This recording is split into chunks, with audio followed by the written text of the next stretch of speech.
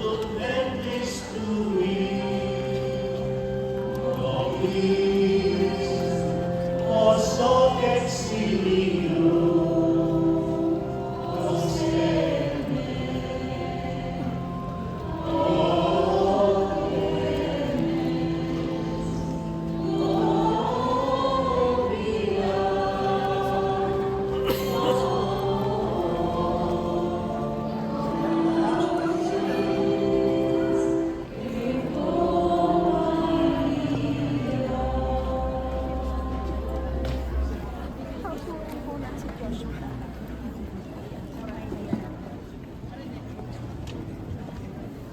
sa ngalan ng Ama at ng Anak at ng Espiritu Santo. Amen.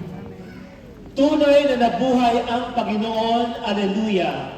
Sumasa Kanya ang kaluwalhatian at kapangyarihang walang hanggan. Ang kapayapaan ng Panginoon ay laging sumainyo.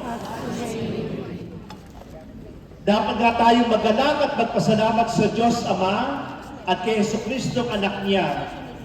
Hinugasan sa dugo ni Jesus ang kasamaan ng sangkatauhan. Noong unang panahon, iniligtas ng Diyos ang kanyang bayan mula sa pagkaalipin. Itinawid sa dagat at inihatid sa pangakong bayan. Sa bukang liwayway na ito, ating ipinagdiriwang ang paglaya natin mula sa pagiging alipin ng kasalanan at ang pagtawid ni Jesucristo.